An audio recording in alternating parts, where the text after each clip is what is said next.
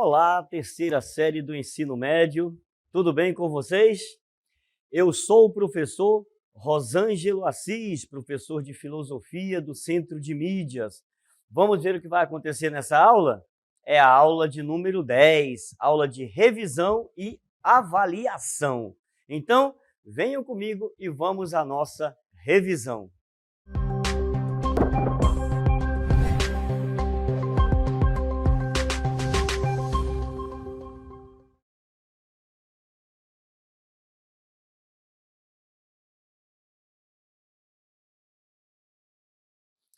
Muito bem, pessoal, estamos começando a nossa revisão e vamos começar falando sobre a eugenia, né? O que é essa teoria da eugenia? Ela emergiu lá no século XX como um movimento científico e social fortemente associado às teorias raciais e evolutivas, em voga nesse período aí, sobretudo aquelas relacionadas ao racismo científico e ao darwinismo social. Perfeito? Então, esse tempo aí, vocês podem lembrar muito bem, já devem ter estudado em história, né? Foi um momento de expansão do imperialismo europeu e das ideologias nacionalistas. As teorias eugênicas surgiram aí, elas consolidavam a crença na existência, olha só, na existência de raças superiores e raças inferiores, e na possibilidade de empregar a ciência e a técnica para eliminar as imperfeições humanas e apressar o processo de evolução biológica das futuras gerações. Olha só que coisa interessante, né? E perigosa para se pensar, tá certo? Bom, como um campo que articulou ciência política e raça, a eugenia, ela promoveu ideias e medidas sobre seleção social e racial, gênero, sexualidade e formação das identidades nacionais, adequando os usos das teorias científicas às ideologias políticas e raciais correntes no período. Portanto, a eugenia ela fez o quê? Ela encorajou a administração científica e racional da composição hereditária da espécie humana.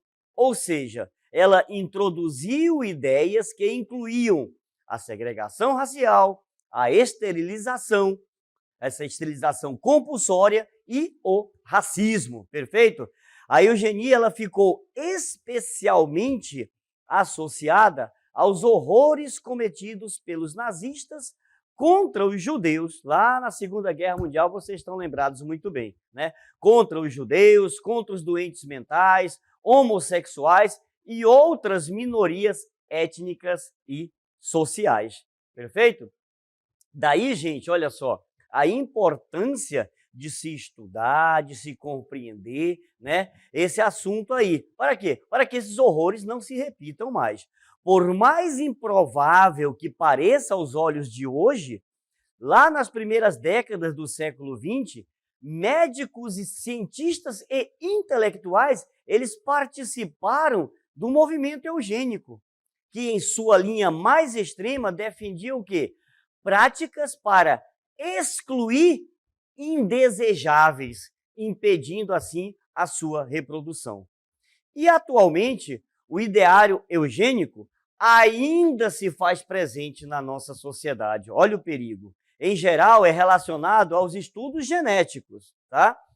Ao pensarmos na repercussão e no compromisso ético, político e social das práticas biotecnológicas, nós podemos analisá-las sobre a ótica eugênica e reconhecer a necessidade de colocar esse assunto em pauta. Qual foi a origem da eugenia, então? De onde veio essa ideia toda? A ideia eugênica ela foi elaborada por Francis Galton, né, no final lá do século XIX, tá? Com uma explícita preocupação com a evolução da raça humana no que diz respeito tanto às características físicas quanto às não físicas. Então, A etimologia dessa palavra, ela deriva da onde? Do grego, tá? Ela vem do grego e significa bem-nascido. Mistura aí as palavras eu, que quer dizer bom, né? E genia, que é nascimento. Então, eu bem-nascido, seria essa a ideia. E o que o Galton faz? Ele defendia a seleção de pessoas que podem nascer e se reproduzir com base em características como a cor da pele, atributos físicos, aptidões intelectuais. Daí, gente, é importante observar que, vamos lá, a eugenia é uma teoria que atenta contra a humanidade, fere os direitos mais invioláveis da dignidade humana. É necessário estudar a eugenia porque, nesses contornos mais sutis, ela permanece presente na sociedade, ocultada por uma nova roupagem ideológica. Algumas culturas, por exemplo, ao longo da história, elas tinham o costume, sim, de eliminar pessoas deficientes ou enfermas logo que nasciam. Fazia parte da cultura, né? Essa prática hoje, ela claramente é vista como um atentado aos direitos humanos. Visava manter as tribos apenas com os mais aptos à sobrevivência. Quem não tinha condições seria eliminado. O problema é que isso acontece ainda hoje. A eugenia hoje ela é uma prática que ainda não foi totalmente abolida da sociedade moderna. Como é que ela aparece hoje? Através principalmente da discriminação e do racismo. Discriminação e racismo são exemplos claros da eugenia hoje, né? O movimento eugenista ele emprestou, por exemplo, suas ideias ao nazismo e fundamentou teorias de uma pureza racial. Imaginem isso. As principais consequências estão aí, né? O nazismo, a esterilização da população, a população pobre e negra lá nos Estados Unidos, né? A ideia de uma paternidade, né, planejada, a ideia de uma industrialização do aborto, tudo isso foi surgindo aí a partir desse movimento eugenista. E sobre esse pretexto de melhorar a genética, esse conceito foi se fortalecendo, né? E acabou fortalecendo grandes práticas de exclusão e segregação social. Vocês podem ver aí alguns dos países que trabalharam com essa teoria, que colocaram em prática essa teoria, né? Alemanha, França, Dinamarca, é verdade, Tchecoslováquia, Hungria, Áustria, Bélgica, vocês estão vendo aí, inclusive, o nosso Brasil. Perfeito, então? Então, olha só, a gente tem que pensar sim nisso daí. A gente tem que observar bem isso daí, porque tem se discutido até que ponto o Estado tem o poder de interferir nas questões reprodutivas dos cidadãos. A comunidade científica, ela sabe que a hereditariedade, ela tem um papel importante, porém, nunca exclusivo sobre a inteligência de um determinado indivíduo ou grupos de indivíduos, pois o fator inteligência não é determinado apenas por uma sequência genética, mas também é influenciado pelo ambiente do indivíduo. Perfeito? Então, logicamente, então, não podemos afirmar que uma pessoa é mais ou menos inteligente do que a outra apenas por não saber ler. Estão percebendo a importância disso daí? Muito bem, essa foi a primeira parte, né, da nossa revisão. Vamos dar continuidade, então, à nossa revisão, falando agora sobre o trabalho. Vamos lá, então? Olha só, a proteção ao trabalho é uma das formas de assegurar a dignidade da pessoa humana. Então, nós estamos falando agora aqui sobre trabalho e dignidade da pessoa humana. Dessa forma, o direito ao trabalho e sua defesa também é um modo de respeitar os direitos humanos. Estamos entendidos, então? Olha só, o conceito de dignidade humana, ela se forma no e pelo trabalho, ou seja, estão conectados aí. E é na autoconstrução pessoal e individual que o homem se torna pessoa e auxilia a dar existência histórica a estes dois fundamentos constitucionais, e, desse modo, ajudar a construir a nação brasileira, como intuída pelos constituintes. Mas, vamos lá, vamos entender o que significa o trabalho para a dignidade humana. Muito bem, olha só. Durante toda a história do sistema capitalista, o trabalho sempre foi vivenciado como instrumento do processo produtivo. Com o tempo, ao passar por uma progressiva evolução, passou-se a inseri-lo como mecanismo de construção da cidadania. Estão percebendo a diferença? Passa-se de um processo produtivo simplesmente para mecanismo de construção da cidadania. Olha a importância disso daí. Portanto, o trabalho hoje ele é considerado o quê? Como um direito fundamental, Um direito fundamental e inerente à dignidade da pessoa humana. Esse direito ele é tão fundamental que ele é estabelecido pela Constituição Federal e, por esta, ele é tratado como primazia, é uma das prioridades da nossa Constituição. Tá? O ser humano ele deve ser visto o quê? Como parceiro do processo produtivo e não pode ser admitida uma visão de trabalho banalizada ou desprezada. É muito importante isso daí. Nesse sentido, nós estamos falando da dignidade humana e essa dignidade humana ela está o quê? Diretamente ligada à imperiosa necessidade de trabalho. Tá? É importantíssimo ter o seu trabalho. Traz a sua dignidade, pois esta é vista como a principal forma de valorização do indivíduo e uma das mais razoáveis maneiras de se alcançar a melhoria da odierna conjuntura social. Então, para melhorar essa sociedade como um todo, nós precisamos o quê? De um trabalho, para me sentir digno e fazer parte da construção desta sociedade. Vocês imaginem se eu não tenho isso, Vocês imaginem se eu não posso usar essa carteira, estar aqui do meu lado. Eu não me sinto digno, não é verdade? É muito importante ter essa dignidade. Para quê? Para se sentir cidadão que está ajudando a construir essa sociedade. Portanto, olha só, a flexibilização das normas de trabalho e a pejotização, elas são formas o quê?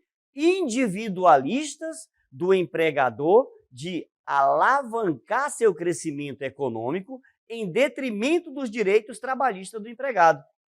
Eu penso apenas no meu crescimento econômico, não me importa o empregado. Perfeito? Então, é uma maneira de burlar as leis. Não se pode, contudo, permitir que o empregador se utilize de artifícios que agridam o princípio constitucional da dignidade da pessoa humana, ou qualquer outro direito e garantia que é resguardado pela nossa Constituição, pela Constituição Federal. Vocês estão entendendo isso? Não se pode permitir isso daí. É um direito nosso, Assinar a nossa carteira é um direito que nós temos, tá bom? A unidade humana está diretamente ligada a isso. Então, olha só, vamos falar aqui sobre as transformações do trabalho na construção dessa dignidade humana. Um pouco de história. Vamos lá. A dignidade humana ela está diretamente ligada ao trabalho, pois esta é vista como a principal forma de valorização do indivíduo na sociedade. Repito o que eu falei agora há pouco. Vocês imaginem alguém que não tem o seu trabalho para o sustento da sua família. Se sente indigna, se sente desvalorizada, se sente um ninguém dentro desta sociedade. Perfeito? Então, da mesma forma que o trabalho passou e ainda passa por inúmeros avanços desde a colonização do Brasil, a dignidade humana também passa por transformações. Olha só, um pouquinho de história. No período do Brasil colônia, por exemplo, o trabalho escravo ele era considerado o quê? Algo natural, Ser escravo era natural dentro da sociedade brasileira durante a colônia. Assim como matar e perseguir pessoas simplesmente pela cor da pele. Mas, professor, ainda hoje se faz isso. Infelizmente, ainda hoje se faz isso.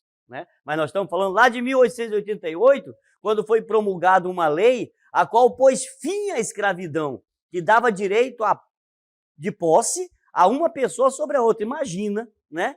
Uma pessoa tinha direito de posse sobre a outra. Dessa forma, os ex-escravos eles puderam recuperar um pouco de sua dignidade como seres humanos. Olha só como está o texto. Recuperar um pouco, porque ainda hoje se luta, né, para encontrar essa dignidade. Porque ainda hoje existe trabalho escravo no Brasil. A gente sabe disso daí. Então, desde esse período, então, houve o quê? Incontáveis mudanças no trabalho. A busca pela qualidade de vida, a realização pessoal e a própria tecnologia vai modernizando esse ramo de várias maneiras, embora ainda haja focos de infrações à integridade humana, em que as pessoas são o quê? Vítimas do trabalho forçado e discriminado. Vale ressaltar aqui, pessoal, que todos os seres humanos, independente de raça, cor, classe social, têm direito à dignidade social, tá? Cabe aos órgãos estatais garantir esse direito para todos os cidadãos, reforçando a fiscalização para trabalhos discriminados e promover atividades assalariadas dignas para todos os cidadãos. Perfeito.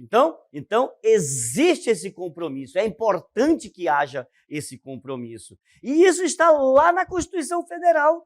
O princípio da dignidade humana está na Constituição Federal. Justamente por ser um princípio importante, né, desse ordenamento jurídico brasileiro, o princípio da dignidade humana se encontra lá no artigo 1º da Constituição Federal, no seu inciso 3º. Vamos ver aí esse artigo? Olha só.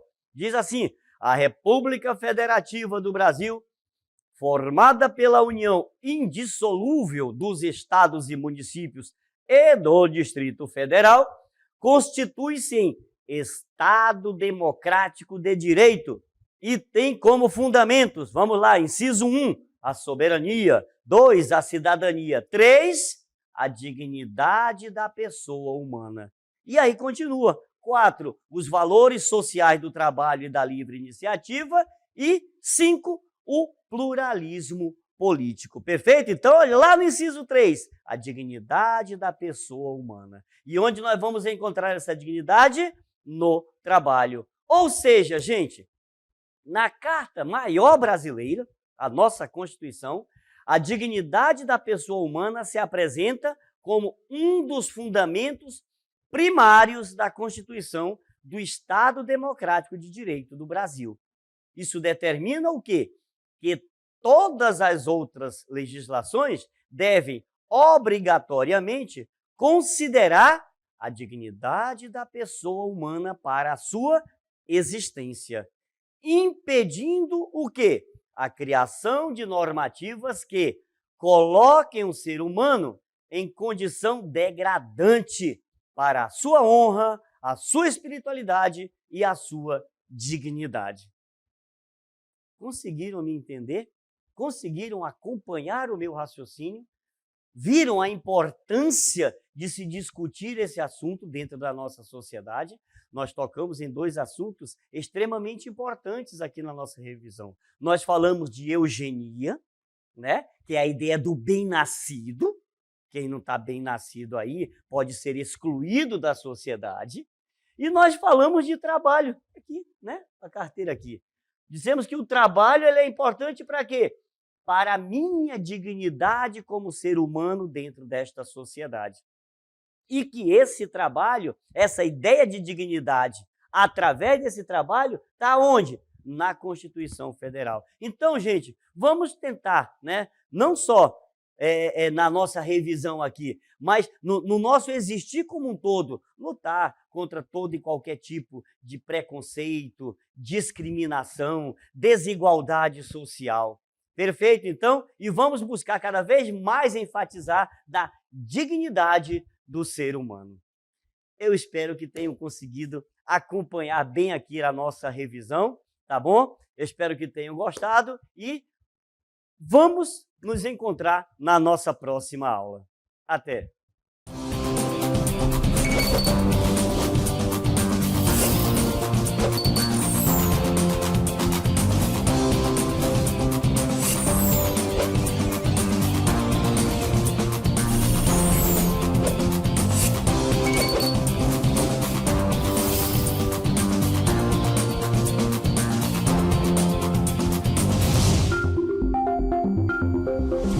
Tchau.